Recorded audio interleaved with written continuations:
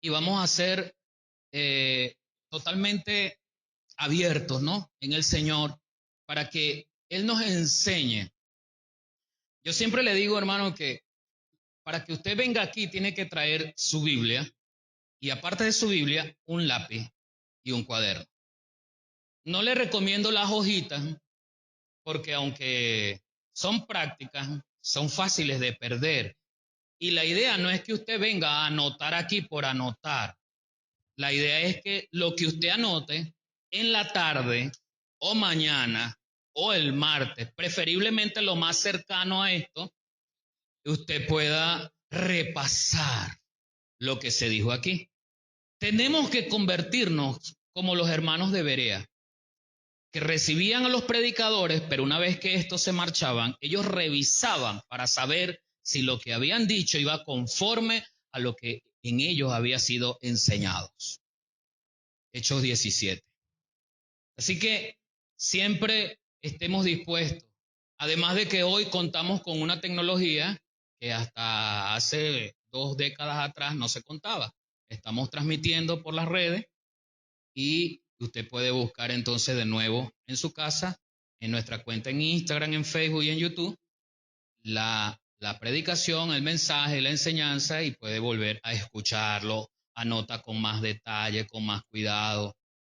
Entonces no hay excusa de verdad para no escudriñar la palabra por la cantidad de elementos que hoy están a nuestro favor si así lo aprovechamos. Así que vamos a comenzar. Voy a pedirle que busque su Biblia, el Evangelio de Mateo, capítulo 19. Mateo, capítulo 19. Y usted me va a seguir en una lectura silenciosa. Voy a leer en la versión PDT desde el 2 versículos 16 y 17.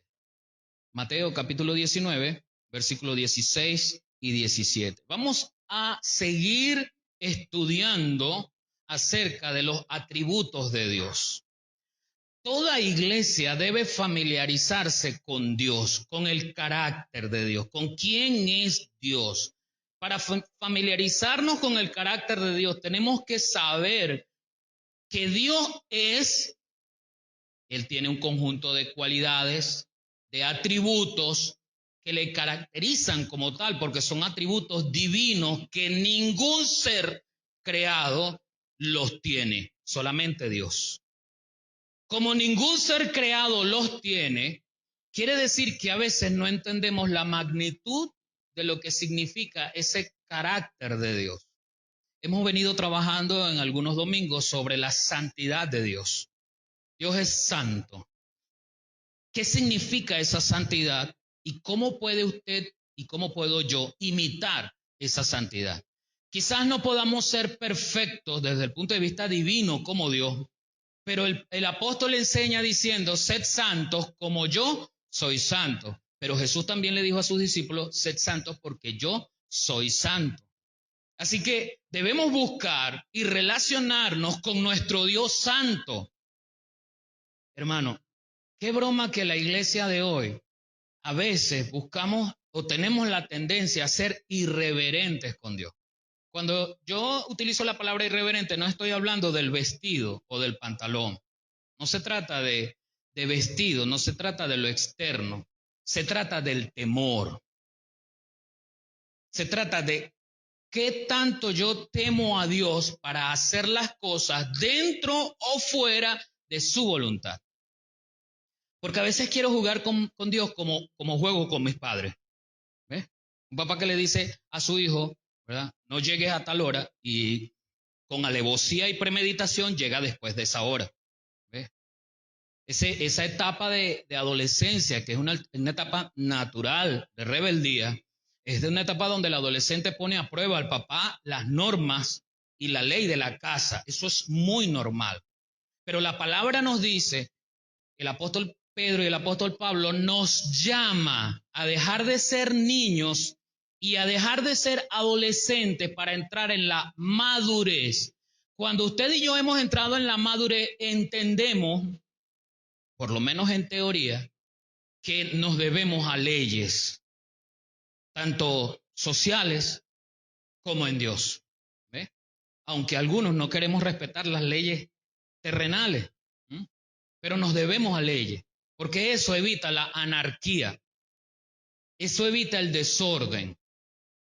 Y en el principio la tierra estaba desordenada, escuche, estaba, pero vino Dios e hizo la creación, todo lo que existe, y trajo orden. Y su mandamiento trajo orden. Entonces a veces nosotros queremos como jugar con Dios, así como jugamos con nuestros padres. Por eso es interesante que la iglesia se familiarice mucho con los atributos de Dios.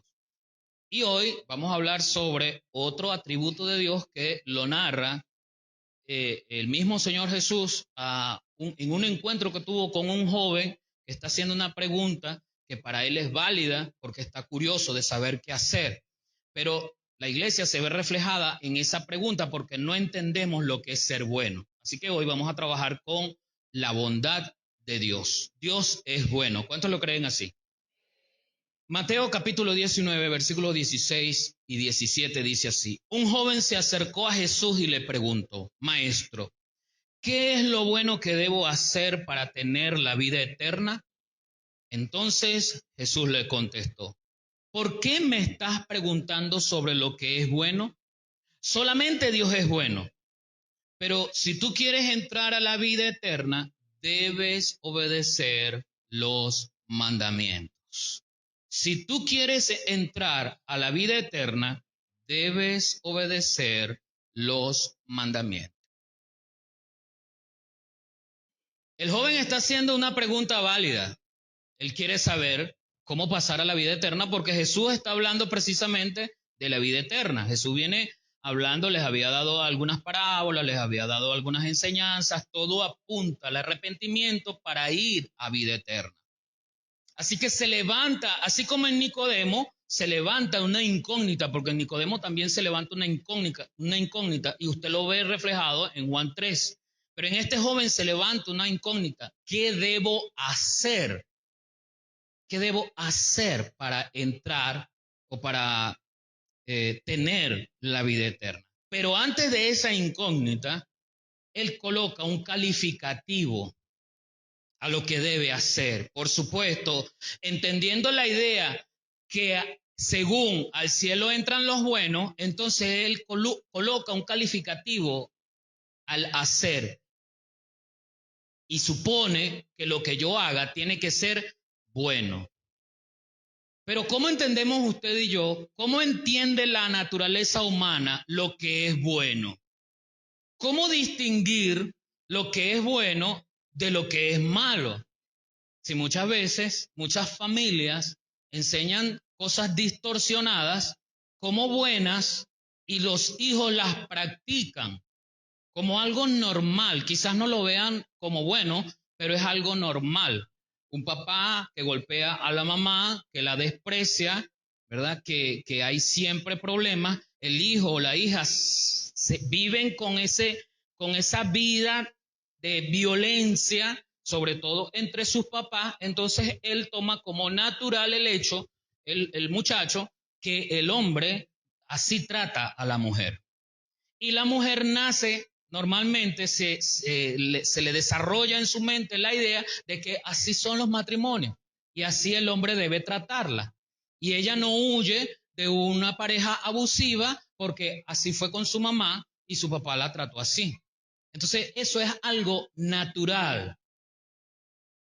Lo bueno o lo malo muchas veces está condicionado a la forma de crianza, a lo que percibimos, a lo que aceptamos.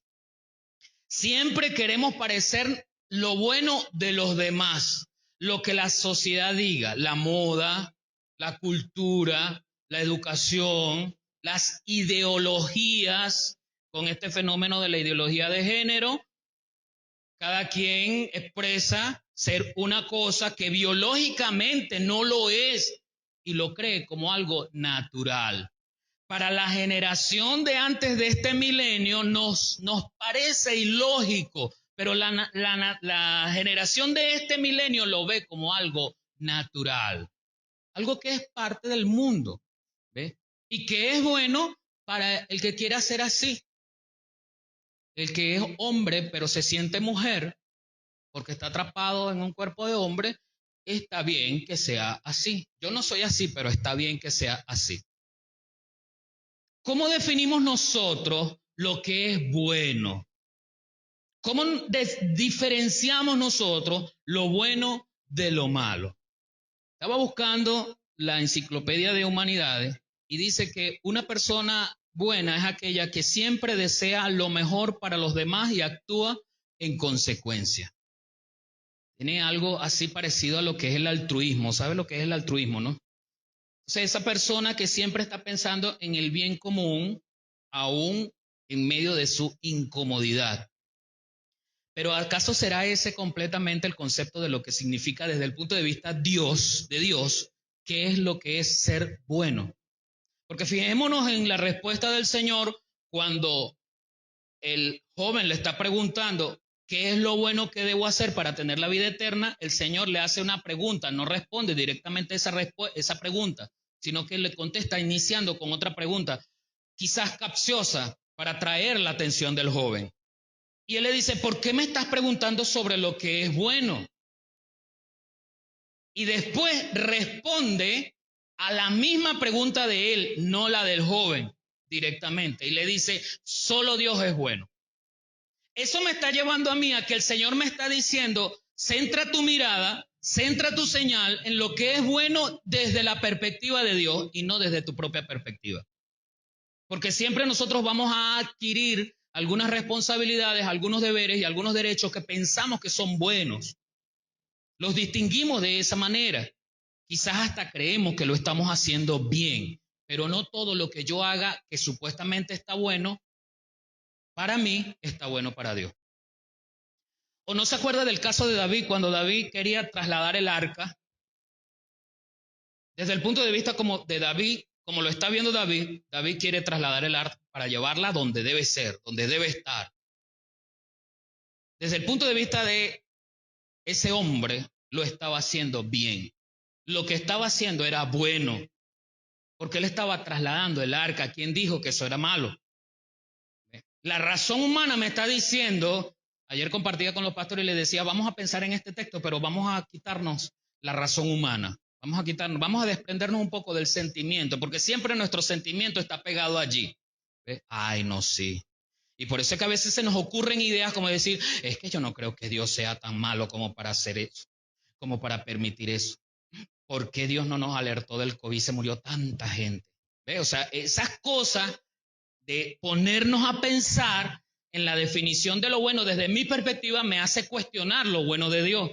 Pero resulta que cuando David está trasladando el arca, bueno, David no, lo que él envió a trasladar el arca, usted sabe lo que sucedió cuando se iban a caer algunos utensilios y sabe quién murió producto de tratar de tocar un utensilio. Es más, mire hermano, esos utensilios eran santos y debían ser tocados exclusivamente por personas que se purificaran. Quien venía allí al lado lo ve desprenderse y piensa, esos utensilios son santos, no puede caer en tierra inmunda, voy a atraparlo.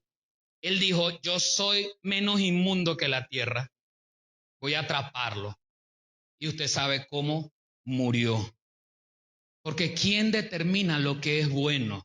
Nosotros tenemos que pensar en lo que es bueno desde la perspectiva de Dios, no desde mi perspectiva. Pero nosotros como seres humanos siempre abandonamos lo que Dios nos dio o lo que Dios nos da. El pueblo de Israel tenía un gobierno teocrático, pero cuando empezaron a crecer y empezaron a ver las demás naciones, empiezan a envidiar cómo las demás naciones tenían otra cosa y le piden al profeta un rey, pero se lo piden así, queremos ser como las demás naciones. Después de tener un gobierno teocrático, entonces ahora tienen un gobierno de reyes. Y el Señor le advierte al profeta, porque el profeta entristecido, y el Señor le advierte al profeta, tranquilo, no te rechazaron a ti, me rechazaron a mí, pero adviérteles esto, sus tierras no van a ser de ellos, sus hijos no van a ser de ellos, esto, van a pagar impuestos, van a ser así, así, así, así, asado. Con todo y eso, el pueblo estaba envidiando lo bueno de otras naciones. ¿Qué dice el salmista? No te impacientes ¿Ves? Siempre miramos al que tiene mucho y decimos, qué bueno, yo quisiera tener eso. Yo quisiera ser así. Yo quisiera que me acompañaran así, que me aplaudieran así. Yo quisiera. Y envidiamos lo bueno de los demás, creyendo que esa es la perspectiva. Pero el Señor le hace un llamado a este joven y le dice, ¿por qué me estás preguntando sobre lo que es bueno? Y le alerta, solo Dios es bueno.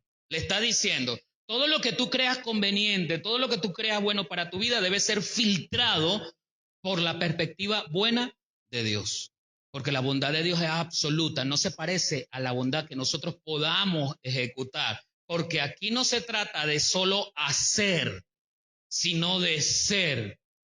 Hemos aprendido en anteriores oportunidades que Dios no tiene bondad, Él es bueno. Así como Él no tiene amor, Él es amor. Tener habla de capacidad, habla de medida. Ser me habla de la naturaleza, Él es bueno, Él es bondad. Entonces no se trata de usted y de mí, no se trata de hacer, sino de ser. Es lo que Jesús le está enseñando. La bondad de Dios no puede simplemente ser ignorada. Se manifiesta en nosotros. A través de Juan 3:16 vemos cómo Dios envió a su Hijo para que el mundo fuese salvo. Así que la bondad de Dios traspasa nuestro entendimiento. Nos hace alejarnos quizás de saber cómo Él es bueno y la forma como yo puedo acceder a esa bondad. Así que, en definitiva, la bondad de Dios no la podemos definir con nuestra propia perspectiva de lo que es bueno.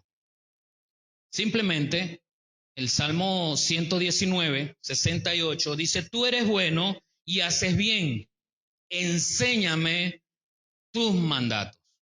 Porque el salmista, en el mismo texto, hablando de la bondad, le habla a Dios de los mandamientos. Porque como lo dije al principio y lo dijo el Señor Jesús, si tú quieres entrar a la vida eterna, debes obedecer los mandamientos. Así que tenemos entonces tres realidades que hacen que nosotros tengamos la idea de la bondad de Dios en nuestra vida, para ver cómo nosotros reflejamos esa bondad, porque nosotros estamos llamados también a ser bondadosos. ¿Qué significa? No debemos tener bondad, debemos ser bondadosos, pero desde la perspectiva de aquel que envió a su Hijo a morir por ti y por mí, no según mi conveniencia. En medio de mi bondad, yo le voy a dar al que yo crea que lo merece. En medio de mi bondad, yo voy a compartir a aquel amigo mío, a aquel familiar cercano, que según yo merece compartir mi tiempo, un pedacito de pan de jamón, ¿verdad? Una yaca, qué sé yo, lo que yo crea que puedo compartir, creyendo que quiero ser bueno. Pero dice la palabra que Dios envió a su Hijo para que muriese por toda la humanidad, incluyendo los que supuestamente se portan bien y los que supuestamente se portan mal. Y el mismo apóstol dice, ¿osará alguno quizás dar su vida por alguien justo? Quizás, pero por toda la humanidad y sobre todo por los injustos, solo Jesucristo. Lo primero que nosotros debemos dimensionar en nuestra vida es que la bondad de Dios tiene un propósito de cambio de vida en el ser humano. Dios es bueno no para que yo siga siendo quien soy, porque la bondad de Dios me lleva a mí a ser transformado. El apóstol Pablo a los Romanos capítulo 2 versículo 4 escribe, ¿no te das cuenta de lo bondadoso, tolerante y paciente que es Dios contigo? ¿Acaso eso no significa para ti? ¿No ves que la bondad de Dios es para guiarte a que te arrepientas y abandones tu pecado?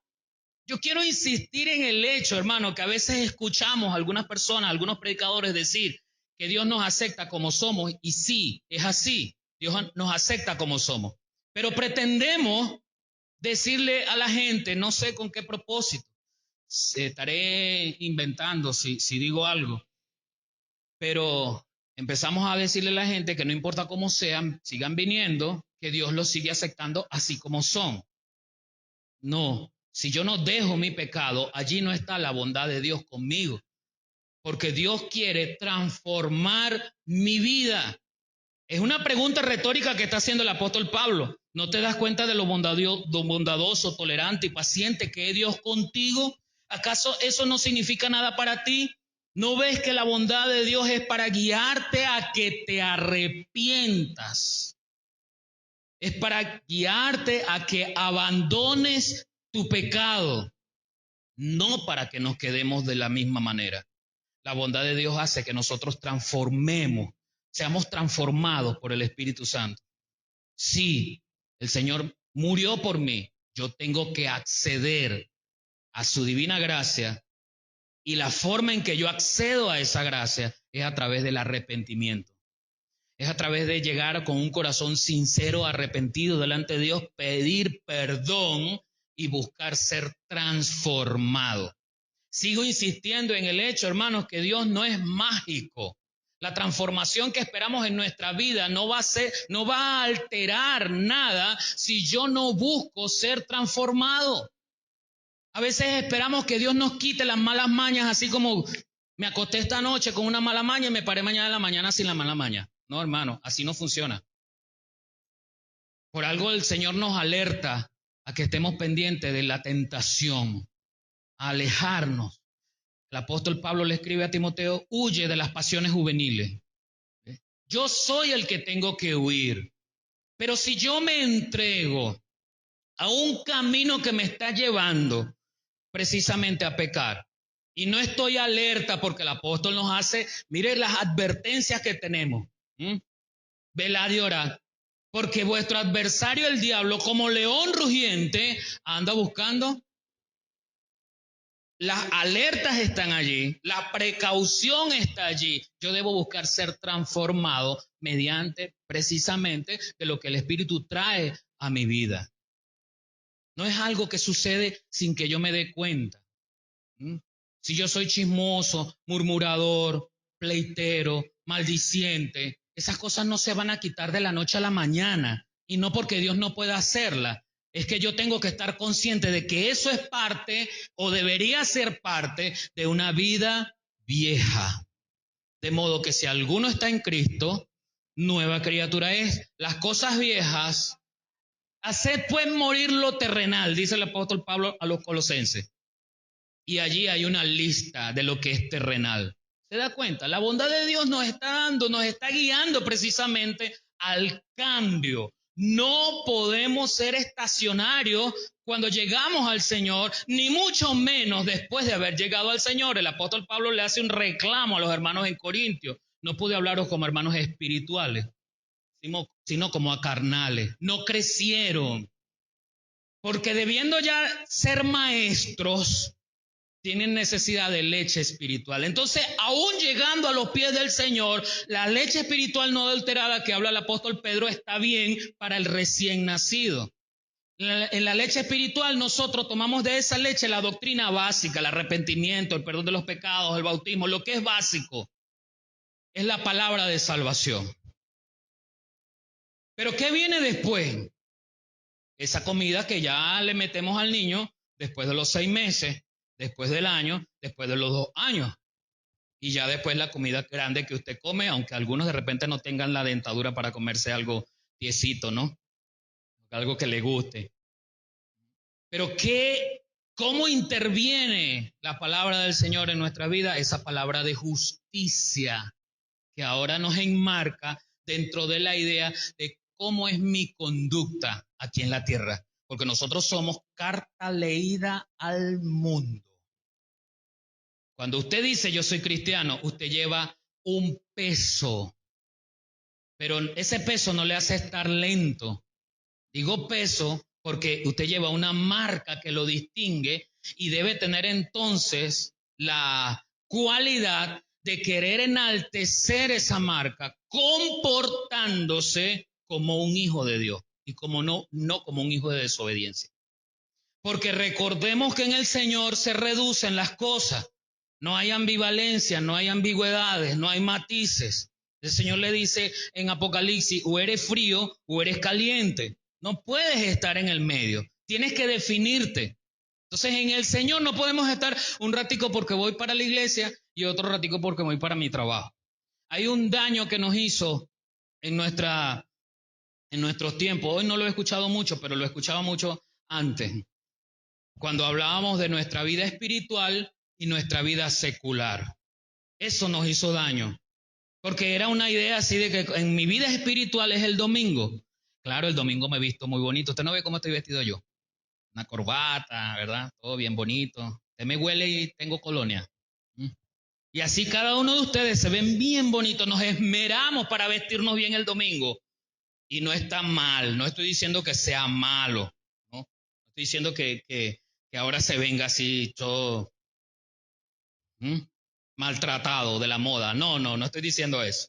Estoy diciendo cuánto nos esmeramos, porque represento mi vida espiritual el domingo. Pero mi vida secular, que comienza el lunes cuando me voy a la universidad, al trabajo, a la escuela, al banco, a la cola de la gasolina.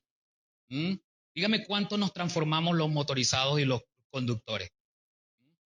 Y es que hay creyentes que son creyentes aquí, pero cuando se montan en ese manubrio de esa moto, se enloquecen.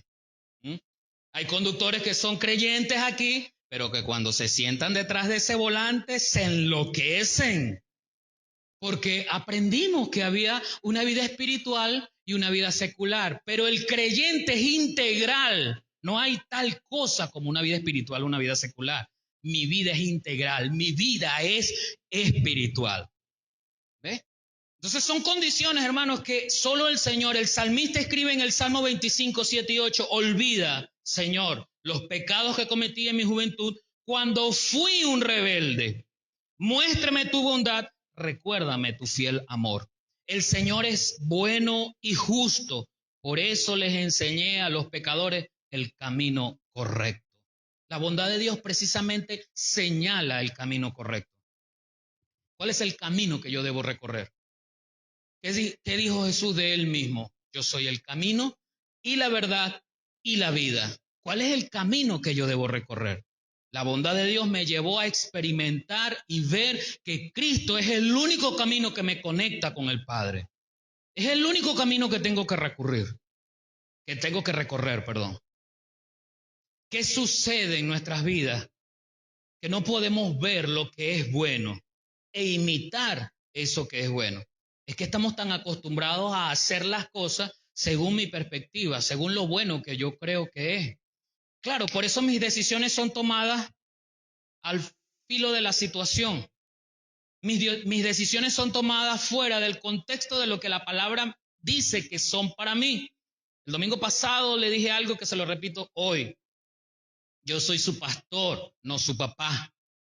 Yo no le voy a decir qué va a hacer. Yo lo que le voy a enseñar a la luz de las Escrituras, lo que según Dios usted debe hacer, más nada.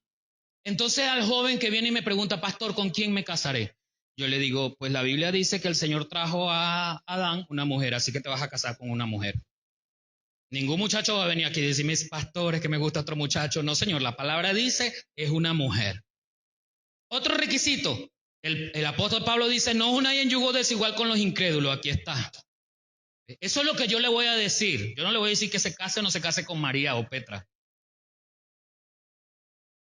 Pastor, ¿será que me conviene estos negocios? Bueno, vamos a ver qué dicen los proverbios acerca de lo que nos conviene, los negocios. ¿Sabía usted que los proverbios hablan de la balanza falsa? ¿Sabía usted que los proverbios hablan de que Dios es justo y castiga a aquellos que roban al pobre? Entonces, usted puede tener el negocio que usted quiera con el precio que usted quiera. Yo no le voy a decir que usted ponga o no ponga precio. Yo le voy a mostrar es que a la luz de la palabra usted tiene que ser justo. Entonces usted tiene que colocar los precios que la ganancia sea justa. Que es muy difícil, que en Venezuela, que el paralelo, que no sé qué, no sé. No soy economista, no puedo resolverle la vida como contador. Lo que le puedo decir es que tenemos que ser justos porque Dios es justo. Pastor, que lo cobro a paralelo, no sé. ¿qué le dice la palabra? ¿Qué le dice la palabra? ¿Eh?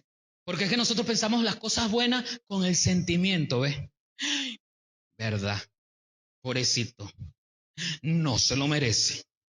¿Ves? Ese es nuestro razonamiento acerca de la bondad. Pero Dios siempre nos ha mostrado su bondad. Dios muestra su bondad y ha mostrado su bondad con la creación. Dios muestra su bondad y ha mostrado su bondad con Jesucristo. Y Jesús le dijo al mundo, síganme. Cuando se encontró con este joven, había una interrogante. Que nosotros estamos muy familiarizados con eso. Yo necesito hacer. Porque con el hacer, yo digo, bueno, con que haga 2 cosas al día, con eso es suficiente. Pero el ser me lleva a vivir así las 24 horas del día, los 7 días de la semana, los 365 días del año, desde que me convertí hasta que me muera o Cristo venga. Es la diferencia del hacer. Nosotros hacemos buenas obras, escúcheme, hacemos buenas obras no para ser salvos, sino porque somos salvos, pero eso es aparte. Eso me habla de las buenas obras. Estamos hablando de que la bondad de Dios me transforma para yo ser. ¿Sí me explico, hermano? Es mi naturaleza nueva, es su naturaleza nueva, la que lo lleva y me lleva a comprometernos más con Dios. Escuchaba a alguien en estos días decir, y por eso es que siempre hemos defendido a través de la palabra el hecho de que cuando la salvación genuina llega a una persona, no se pierde la salvación en esa persona. Dudo mucho que una persona que ha sido salva, sellada por el Espíritu Santo, como lo dice Efesios 1:13, pueda decir unas palabras como esta. Decía alguien una vez, gracias a Dios no está aquí, decía alguien una vez que se crió en el Evangelio desde pequeño, pero cuando tuvo ya 18 años dijo, yo me voy al mundo, yo quiero experimentar lo que es el mundo. Porque nací en un hogar cristiano, no conozco qué se hace allá, yo quiero ir para allá. Una persona que planifique, que anhele esa realidad sabiendo que no le conviene a una persona que no ha sido transformada por el Espíritu Santo. Si no ha sido transformado, nunca tuvo la salvación, ¿cómo va a perder algo que nunca tuvo? Pero tuvo apariencia de piedad. Se sentó allí, aplaudió, alabó, adoró, se cayó, predicó, cantó, pero nunca fue salvo. Nunca. Porque no accedió a la bondad de Dios. No accedió al camino como realmente es. En segundo lugar, no solamente la bondad de Dios tiene un propósito para cambiarnos. En segundo lugar, la bondad de Dios debe darse en los términos del mensaje de la verdad. Y esa verdad nos corrige. Mire lo que produce. Por eso el Señor le dice a este joven, mira, ¿por qué me hablas de hacer lo bueno? Solo Dios es bueno. Entonces el mensaje que viene de Dios es el mensaje que viene en la bondad de Él y ese mensaje indudablemente tiene que hacer un efecto en mí. Si yo escucho el mensaje de Dios y no cambia mi vida, están pasando 2 cosas. Una de 2 cosas o las 2 cosas. O no estoy prestando atención, estoy allí sentado pensando en que ya son las 11:15. Tengo en la casa un pollo que tengo que hacer en 15 minutos. Pero no tengo ensalada. A ver cómo la compro. Si me voy bajando por aquí, no hay ningún chino por ahí.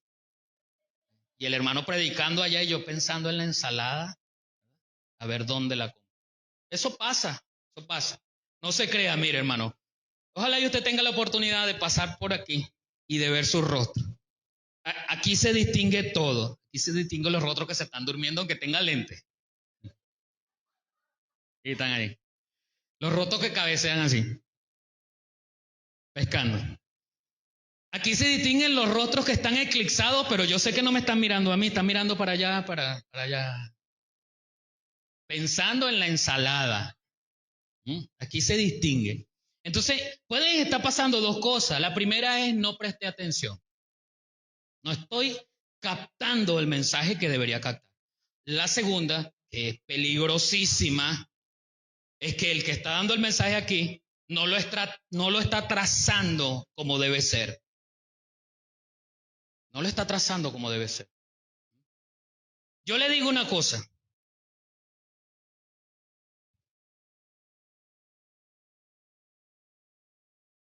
¿Entendió? Yo le digo una cosa. Cuando usted escuche a alguien aquí, en su teléfono, en el televisor, en la radio, en el Facebook, en las redes sociales, y el 90% más, voy a bajar ese porcentaje, el 50% de la predicación es: cuando yo estaba en Tanzania, cuando mis hijos se fueron para Birmania, cuando yo estaba predicando en la Costa de Marfil, cuando yo me fui para allí y cuando tuve en inglés, cuando yo tuve un encuentro con el demonio y le eché fuera, cuando usted comienza a escuchar una predicación de 1 hora y 30 minutos es puro echando cuento de cuando yo fui, de que conocí a alguien, que me entrevisté con el rey de España, que una vez hice, que no sé qué, ahí no va a... Esa predicación tiene apariencia de verdad porque mueven mis emociones. Y me río y en calidad, sí. Y él me está echando una historia y como una historia tiene un inicio, tiene un cuerpo que es complejo, se enreda, ¿verdad? Y tiene un final donde el héroe sale victorioso. Eso nos mantiene ocupados. Eso nos mantiene nosotros la idea conectada, nos gusta mucho. Entonces, aparentemente salgo con el mensaje. Ese predicador estuvo potente. Pero yo le pregunto, ¿qué aprendió doctrinalmente? ¿Qué llevó ese mensaje de Dios a su vida? ¿Ves?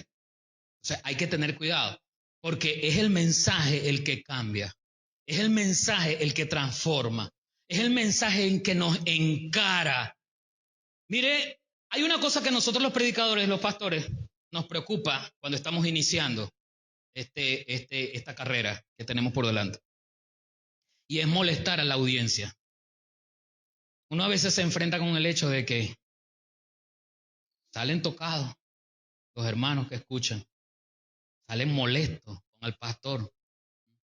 A veces uno le toca decir algo. A mí me ha pasado que hay hermanos que se me acercan y me dicen en un cuento, ¿no? Me dicen, pastor, mire, yo creía que usted estaba predicando contra mí, porque todo lo que decía era contra mí, todo. O sea, uno cuando está comenzando se enfrenta a eso, a esa realidad de molestar. Pero hermano, si la escritura no molesta, si el mensaje no molesta, yo simplemente estoy siendo complaciente, que es el otro tipo de mensaje que también se da desde los púlpitos o desde las redes, un mensaje complaciente. Nos hemos convertido en, ¿cómo lo pudiese decir? Coach. No, predicadores coach, algo así que nos diga que somos predicadores de la motivación. Y tú puedes, y dale, y sigue adelante, y no importa cómo tú seas, no te dejes criticar, no te dejes señalar, porque Cristo murió por ti así, sigue adelante que tú puedes, conquista. Entonces hay algunas frases que se meten, decreta, arrebata. ¿Ves? O sea, eso llega a los sentimientos y posiblemente guste, claro que sí. Pero el Señor no, en su conversatorio con Nicodemo, no le pasó la mano a Nicodemo por la cabeza. Pobrecito Nicodemo. Siendo Nicodemo un maestro de la ley, un doctor de la ley. Siendo Nicodemo un miembro del Sanedrín, el tribunal más alto de los judíos. Y Jesús confronta a Nicodemo y dice, es necesario. Y con esa conversación de Nicodemo, Jesús expone, el evangelista Juan expone en las palabras de Jesús ese mensaje poderoso que ha transformado la humanidad desde hace 2025 años atrás. Porque de tal manera amó Dios al mundo. que ha dado a su Hijo unigénito para que todo aquel que en Él cree no se pierda, mas tenga vida eterna. Nicodemo, tú puedes saber mucho de la ley. Nicodemo, tú puedes estar comprometido con la ceremonia religiosa de el templo y cómo se hacen las cosas. Pero Dios envió a su Hijo a morir por ti. Porque no envió Dios a su Hijo para condenar al mundo, sino para que el mundo fuese salvo por él. ¿Se da cuenta? Entonces la verdad de la palabra no me apapacha. Yo quiero ser apapachado. Sí, sí se entiende el término de apapacha, ¿no? O sea, consentido, pues. Yo quiero ser consentido. ¿Quién no? Uno le gusta que le pasen la mano, ¿verdad? Ay, mi niño, mi hijo, mi bebé. Y cuando uno viene con un cuento, uno quiere ser siempre la víctima. Y al ser la víctima, entonces ganamos eso que nos queremos oír. Pobrecito, pobrecito, de verdad. Sí. Pero el Señor Jesús le enseña lo contrario a sus hijos. ¿Cuántos aquí son hijos de Dios?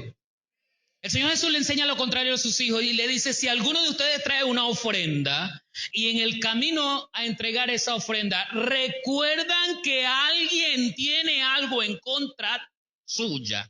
Escuche el orden. Yo no estoy recordando que yo tengo algo en contra de alguien, sino que alguien tiene algo en contra mía. El Señor les dice, no entregues tu ofrenda, déjala a un lado, ve y pide perdón. El Señor no nos pone la mano, ay, pobrecito, sí, te hizo daño, sí. Los discípulos del Señor le preguntaron, Señor, ¿cuántas veces vamos a perdonar? Ya me tiene hinchado. Y perdona y perdona. ¿Hasta cuándo? Debe haber. ¿Ve? Porque nuestra mente nos dice, hay un límite de aguante. Nuestras mentes nos dicen, hay un límite de la mansedumbre. Y hemos metido versículos en la Biblia. Porque la Biblia dice que yo tengo que ser manso, pero no menso. ¿Verdad que sí? Eso lo dice la Biblia. No, yo creía que sí, porque es que todos lo decimos. ¿Ves cómo argumentamos los límites? Pero el Señor le dice, no, no te digo que 7 veces, sino, y no se trata de multiplicar 70 por 7. Es un exponente. Pero la razón del exponente es que cuando yo perdono la primera vez, estoy sanando todo. Estoy dejando todo atrás. Así que nunca voy a pasar a la segunda, sino que siempre va a ser la primera. El mensaje del Señor no va a pasar la mano sobre nosotros. Ay, pobrecito, miren lo tiernito.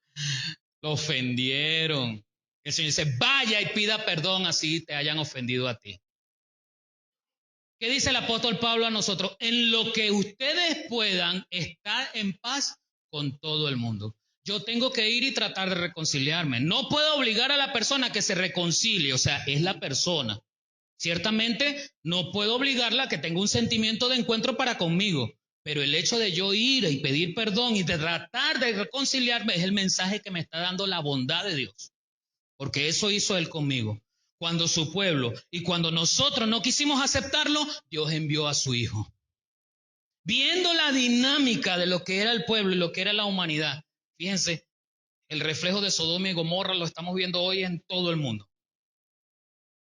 La depravación, el daño no solamente educativo, cultural, social, de las relaciones familiares, matrimoniales, está a niveles exorbitantes. Tanto así que están tratando de cambiar el lenguaje, un lenguaje inclusivo.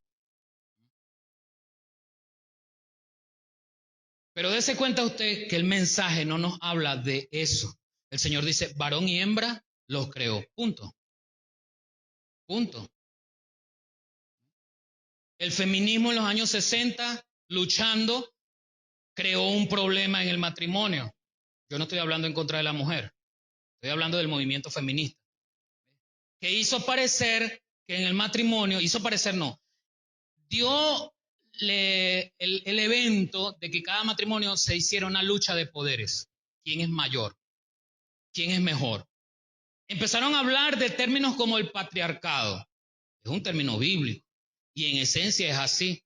Pero no porque sea un término bíblico quiere decir que se ajustó bien a lo que Dios quería. Porque aunque es un término bíblico, los israelitas no lo usaron de la forma como Dios quería que se usara. O no recuerda cómo el Señor Jesús, cuando hablaba con los discípulos y le preguntaron acerca del divorcio, ¿por qué Moisés mandó? ¿Ves? Altercando siempre tratando de argumentar el mensaje de Dios. ¿Por qué Moisés mandó a dar carta de divorcio? Quiere decir que podemos divorciarnos. Y el Señor le dijo, sí, Moisés lo hizo. Y hay una razón, por la dureza de vuestro corazón. ¿Cuál es la esencia del divorcio en un matrimonio? Porque el patriarcado en ese entonces se aprovechó de mandar. Entonces, como la mujer venía de su casa sin herencia y tenía herencia con su esposo, si el esposo le daba carta de divorcio, la mujer quedaba fuera de esa herencia. Y como la mujer no trabajaba afuera, no podía tener heredad, sobre todo tierra, entonces la mujer quedaba desposeída totalmente en la calle. Si su papá no la quería recibir o había muerto, ella quedaba totalmente en la calle. ¿Qué hizo Moisés con el divorcio? Estipuló legalmente que delante del divorcio, el que estaba divorciándose tenía que proteger a la mujer dándole parte de sus bienes. No es la dureza del corazón la que ha transformado el mensaje de Dios, pero es que el mensaje de Dios nos corrige. Sí, Moisés dio permiso para el divorcio, pero por la dureza de tu corazón, por la dureza de mi corazón. Y le dice el Señor a sus discípulos, pero en el principio no fue así. Entonces el arquitecto original del matrimonio no incorporó en el diseño del matrimonio el divorcio como una opción para la solución de los problemas. Es el ser humano quien trae mensaje sobre mensaje. El apóstol Santiago escribe en el primer capítulo, versículos 16 al 18. No se engañen, mis estimados hermanos. Todo lo bueno que hemos recibido, todo don perfecto que viene de arriba es de Dios. Así que lo primero que tenemos que hacer es no dejarnos engañar y saber de dónde viene lo bueno. Cuidado con aquellas bendiciones que nosotros argumentamos y le echamos a algunas trampas, algunas triquiñuelas que hacemos y decimos, ay, gloria a Dios, el Señor me bendijo. Decía alguien una vez que se fue por los caminos verdes y para entrar de nuevo debía pagar algo. Y se valieron de la trampa y de la, ¿cómo se llama eso? De la corrupción para conseguir un papel que necesitaba para volver a entrar. Como mientras esperaba eso era un susto, ¿verdad? Natural, somos seres humanos, no nos asustamos. Al pasar el susto y ver que por fin pasé, ay, gracias a Dios, como el Señor me bendijo. Dios es bueno. Pero Dios no está en medio de la perdición, Dios no está en medio de la oscuridad, Dios no está en medio de la mentira. Pero como yo creo que eso es bueno porque finalmente me ayudó a conquistar lo que yo quería conquistar, entonces yo argumento diciendo, gracias Señor por tu bondad. Continúa diciendo el apóstol, todo don perfecto que viene de arriba es de Dios, del Padre creador de los astros del cielo, en quien nunca hay cambio ni sombra. Dios, por su libre decisión, nos dio vida, nueva vida, por medio del mensaje de la verdad, para que nosotros fuéramos lo mejor que se le ofrece a Dios de la creación entera. El único ser creado que puede ofrecerse a Dios según su voluntad es el hombre. Es el único. Los animales no razonan. Los animales actúan por instinto, aunque hay un movimiento que diga lo contrario. Estoy hablando de un movimiento culturalmente, ¿no? Yo no soy enemigo de los animales, aunque no tengo animales. Tampoco voy a mentir que me gustan los gatos, me gustan los perros. No, no. No soy enemigo de ellos, pero no me gusta tenerlos. Además, no, para tener un animalito que va a pasar 3 días de hambre, ¿verdad? Y un día comiendo, mejor no. No voy a tener todo el tiempo para darle. Y a algunos hay que comprarles perrarina y no sé qué más. Entonces, bueno, gloria a Dios por el que lo tiene y le da. Chévere. Porque después de grande me enteré, visitando a alguien, que la perrita estaba embarazada, ¿verdad? Y le andaba haciendo una pelvimetría. Dios, una pelvimetría. No tengo yo ahí para el odontólogo y voy a ir a hacerle una perrita una pelvimetría. ¿Mm? Pero X, lo que le quiero decir es que hay personas que hablan acerca de que los animales sienten, que los animales piensan. No, los animales actúan por instinto. Lo único de la creación que puede agradar a Dios según la voluntad de Dios es el hombre. Y es lo que el apóstol está diciendo. Y lo podemos agradar acudiendo al mensaje de la verdad que viene de Él. No de las cosas buenas que yo crea que estoy haciendo de Él, sino por obediencia a su palabra. Más nada. Así es como yo agrado a Dios, por obedecer su palabra. Fue lo que el Señor le dijo a este joven al principio. ¿Por qué me estás preguntando sobre lo que es bueno? Solamente Dios es bueno. Pero si tú quieres entrar a la vida eterna, debes obedecer sus mandamientos. La bondad de Dios está ligada a nosotros a través del mensaje de la verdad, y ese mensaje de la verdad debe ser obedecido por nosotros, cueste lo que cueste. Fíjese lo que dice el apóstol a los Hebreos capítulo 12, versículos 7 al 11. Entonces soporten esos sufrimientos como se acepta la disciplina de un padre, porque Dios lo hace como un padre que corrige a sus hijos. O sea, el mensaje de la verdad a nosotros es un mensaje que nos cambia, pero un mensaje que nos corrige.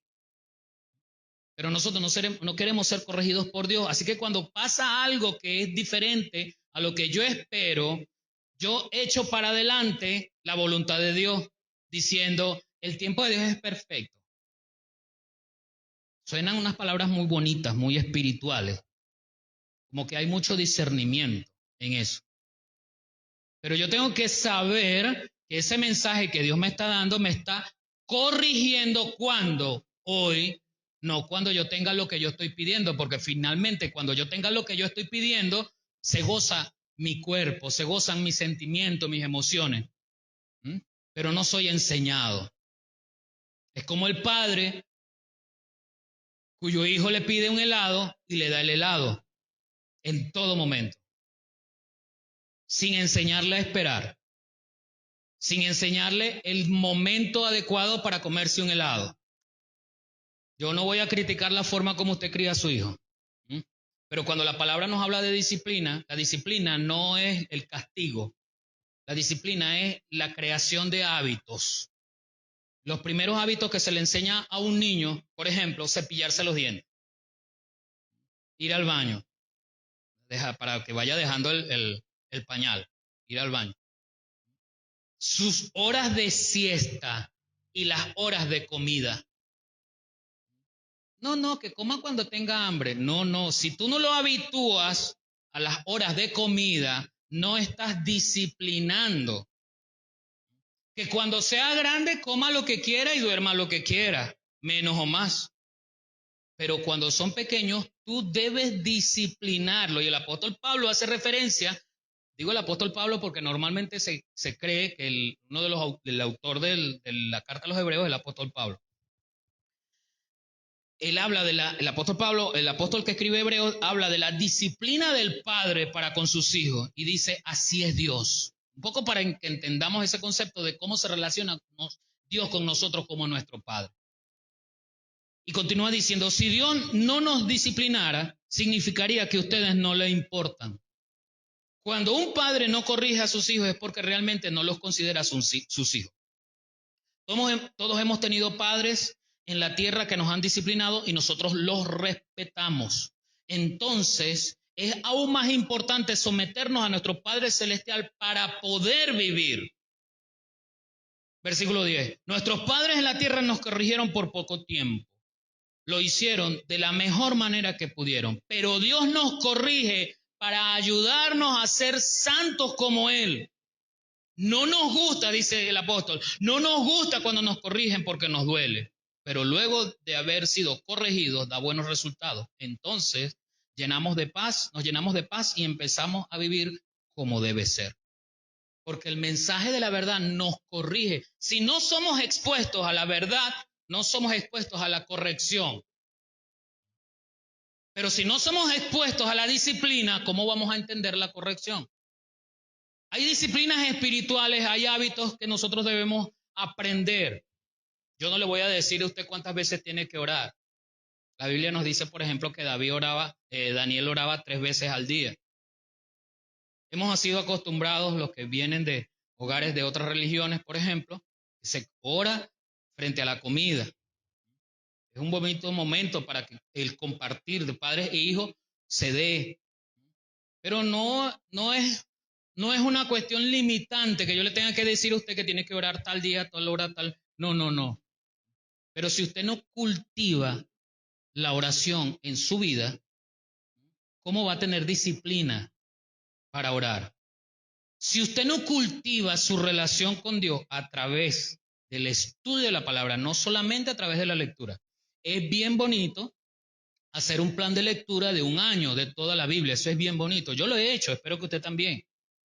Eso es bien bonito, pero no basta.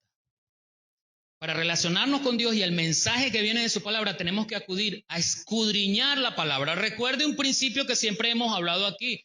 La escritura no fue escrita por venezolanos ni para venezolanos. La escritura no fue escrita ni siquiera en este continente. O sea, la escritura está cargada de cultura, de religión, de datos que a veces no entendemos, porque la mayoría de esos datos vienen de culturas ancestrales, que muchas de ellas, la mayoría, hoy ni se practican. Entonces yo tengo que leer con detenimiento, tengo que estudiar, tengo que irme a la historia, tengo que ver, mire, usted recibe los datos aquí de Nabucodonosor, por ejemplo, y se va a la historia universal, investiga quién era Nabucodonosor, porque esos son eventos reales, sucedieron, eso es historia universal. ¿Se da cuenta? Entonces yo tengo que pasar tiempo indagando, investigando. En estos días escuchaba a alguien, no, que la Biblia, que la ponemos como si fuera algo muy difícil, que los códigos, que no sé qué. Ciertamente la Biblia no fue escrita como una cuestión conspirativa, porque a veces queremos ver todo como una conspiración. La Biblia está diciéndonos entre líneas que hay extraterrestres. No. No estoy hablando de código, pero estoy hablando de un mensaje que no fue escrito originalmente ni para nosotros, ni por nosotros que hablamos la lengua castellana. Y siempre le he puesto, como ejemplo, la parábola de las 10 vírgenes. La leemos y la parábola, si no entendemos la dinámica de cómo eran las bodas en ese tiempo, en el tiempo de Jesús, sobre todo para el pueblo judío, no vamos a entender la ricura de lo que significa la parábola. Claro, nosotros venimos con la costumbre que en el matrimonio se hace en un ambiente como este, una infraestructura como este, por ejemplo, y la pareja elige su cortejo. Y el cortejo, dependiendo del gusto de la pareja, es o otras parejas, o niños, o doncellas, adolescentes, ¿verdad? Son varias. Nosotros estamos acostumbrados que el esposo es el que espera aquí, con nervios, así, ¿será que se va a bajar? ¿Será que llegó? ¿No? Esa es nuestra costumbre aquí en nuestro continente, sobre todo en nuestros países latinoamericanos. Pero la parábola de las 10 vírgenes nos habla de la realidad de cómo era ese evento, no solamente de esa parábola, sino que eso era culturalmente práctico. Eran las vírgenes las que eran parte del cortejo y no hacían el cortejo aquí en este lugar, sino que cada una de ellas, con una lámpara encendida, le mostraban el camino al novio donde quedaba el lugar que él iba a llegar. Y no era el novio el que esperaba a la novia, era la novia la que esperaba al novio, porque así es la iglesia que está esperando a su esposo. ¿Se da cuenta? Pero si no estudiamos la palabra como debe ser, muchas cosas que tienen ricura, que nos hacen entender aún más, las vamos a pasar desapercibidas. Hay algo terrible que se mueve hoy, hermano. Lo poderoso que es el Internet está haciendo que dejemos de estudiar las Escrituras y vayamos al Internet. Y busquemos allí, y ahora con la inteligencia artificial mucho más. Usted está allí en la inteligencia artificial en su celular y yo lo invito a que usted coloque allí en la inteligencia artificial, en Gemini, por ejemplo, te coloque allí la bondad de Dios y le va a salir un mensaje para que usted predique la bondad de Dios. Claro que sí, eso está allí. Le invito a que lo haga, pero no para que predique así. Le estoy invitando a ver la realidad de lo que significa el mal uso del Internet hoy. Porque yo tengo que ir a la fuente. No es que, no, yo estoy aquí, quiero saber cómo es esta palabra en griego, cómo es esta palabra en hebreo, qué significa, la definición, aquello, pues voy al Internet y busco. Pero una cosa es que el Internet sea un complemento, sea una ayuda, y otra cosa es que yo extraiga la predicación completa del Internet. Dos cosas distintas. Nos alivia un trabajo, ¿ves? Porque sentarse a estudiar la Biblia es algo que tengo que hacer y me cuesta porque no tengo tiempo. Tengo que trabajar mucho, tengo que familia, tengo que trabajar y a lo último, si hay tiempo, entonces sigo trabajando.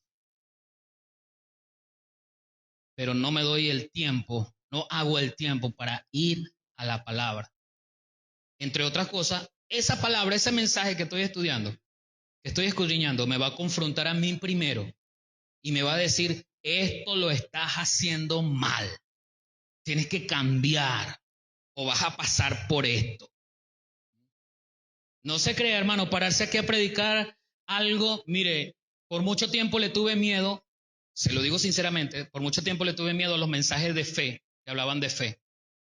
En el año 2019 me paré aquí a predicar un mensaje de fe, no recuerdo ahorita el nombre. Predicando ese mensaje de fe, usted tiene que tener fe cuando Dios no sé qué más. Finales del 2019, no, principios del 2020. Unos meses después caí enfermo. No, cayó enfermo mi familia. Cayó enfermo mi papá de COVID, murió mi papá, cayó enfermo mi familia, caí enfermo yo.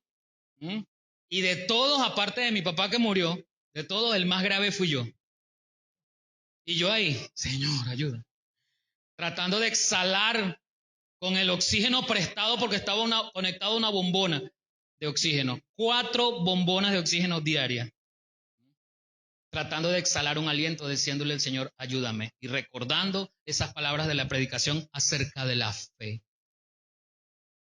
Y el Señor, cada vez que voy a predicar algo aquí, Señor, ayúdame. Ayúdame, porque primero viene conmigo la cosa. Y así es, cada vez que usted escudriña la palabra, usted es confrontado con ese mensaje. Finalmente, le dije que, en primer lugar, la bondad de Dios tiene un propósito de cambio en mi vida. En segundo lugar, la bondad de Dios es en los términos del mensaje de la verdad y esa verdad corrige, esa verdad me corrige. Y en tercer lugar, la bondad de Dios refleja su plan para redimirnos. Eso ha sido desde el principio. Recuerde, para los que se saben Tito 3 al 5, porque nosotros también éramos en otro tiempo insensatos. Fíjese la lista que éramos en otro tiempo: insensatos, rebeldes, extraviados, esclavos de concupiscencia y deleites diversos, viviendo en malicia y envidia, aborrecibles y aborreciéndonos unos a otros. Pero cuando se manifestó la bondad de Dios, ¿quién es la bondad de Dios? Cristo. Cristo es la bondad de Dios. Pero cuando se manifestó la bondad de Dios, nos salvó. No por obra de justicia que nosotros hubiésemos hecho. Porque no nos salvó porque yo fui bueno para ser salvo. No era bueno para ser salvo, pero me salvó. ¿Por qué me salvó? Dice el apóstol, sino por su misericordia, por el lavamiento de la regeneración y por la renovación en el Espíritu Santo. La bondad de Dios refleja a Cristo en nuestra vida. No comprenderé lo bueno que es Dios si Cristo no ha transformado mi vida. No comprenderé la bondad de Dios en su esplendor hasta que yo viva mi vida en Cristo plenamente. No lo voy a hacer. El apóstol Pedro lo escribe así: sean como bebés recién nacidos y busquen con ansia la leche espiritual pura, así podrán crecer. La etapa, ¿no? Leche espiritual, ese tetero o esa teta de los inicios, los primeros 6 meses. Búsquenla, anhélenla, dice el apóstol. Pero ella la voy a consumir para crecer y va a llegar un momento en que tengo que dejar la leche espiritual no adulterada, que fue buena, pero si yo sigo dependiendo de ella, me quedo como enano espiritual. Voy a ser siempre una persona quizás salva, pero carnal. Salvo, pero carnal. Ese hermano que siempre está molesto porque no lo saludaron. Ese hermano que siempre está molesto porque estaba haciendo mucho calor en la iglesia y en esa iglesia no hay aire acondicionado bien. Ese hermano que siempre anda pendiente de que el pastor diga algo para... No, el pastor no. ¿Viste cómo estaba el hermanito que estaba allá en la esquina? ¿Viste cómo estaba? Ese hermanito, ese siempre es el hermanito que está bebiendo leche espiritual no adulterada. Como no pasa al siguiente nivel, no crece. Siempre está pendiente de que no lo han saludado, entonces él no saluda. Él no saluda. Siempre están pendientes que no le han visitado, él no visita. Siempre está pendiente que la iglesia no le da y él no da o ella no da. Ese es el hermano que se dejó consumir en la leche espiritual no adulterada y no creció para llevar a otro nivel. Pero el mismo apóstol Pedro, en la segunda carta, él dice, no es que el Señor se tarde en cumplir lo que prometió, como piensa la gente. Lo que pasa es que Dios es paciente, porque no quiere que nadie sea destruido, sino que todos cambien su vida y dejen de pecar. Hablando en relación a la venida del Señor, no es que Dios retarde su promesa como algunos la tienen por costumbre, dice la Reina Valera. Es que Él es paciente, Él es bueno y quiere que todos procedamos al arrepentimiento. No quiere que nadie se pierda. Ya lo había dicho el mismo Señor Jesús en Juan 3:17, porque no vino Jesús al mundo, no envió a su Hijo al mundo para que el mundo fuese condenado, sino para que todo el mundo fuese salvo. La bondad de Dios como atributo perfecto de Él nos hizo llegar a Cristo en nuestra vida. ¿Tienes a Cristo en tu vida? Cierra tus ojos por un momento. ¿Tienes a Cristo en tu vida? ¿Realmente Cristo ha transformado? ¿Es el mensaje de la verdad que te ha transformado? ¿Cómo recibes las bendiciones de Dios? ¿Cómo te levantas en la mañana y tus primeras palabras son de gratitud? Tus primeras palabras al pronunciarlas allí en la cama y tú dices, gracias Señor, gracias. Gracias porque me toca ir a trabajar. No me pagan bien, pero tengo un trabajo, Señor. Gracias porque me queda un poquito lejos, Señor, pero bueno, así camino y bueno, hago ejercicio. Gracias, Señor. Gracias, Señor, por este gordo de esposo que me tocó, porque tú me lo pusiste aquí. Bendícelo, Señor, porque yo soy bendecida con él. Gracias por esta esposa que me tocó, que no se para a hacerme el desayuno. Me voy a hacer mi desayuno y le hago su desayuno a ella, ¿verdad? Y sigo orando para que el Señor le ayude. ¿Cómo eres tú? ¿Cómo soy yo en la realidad de nuestra vida? ¿La bondad de Dios está realmente en ti? ¿Está realmente en mí? Puedes decirle al Señor, Señor, corrígeme en tu bondad. Yo quiero ser corregido en la bondad de Dios. Sabe, hermano, que el que se humilla será exaltado, pero el que se exalta será humillado. Yo prefiero humillarme.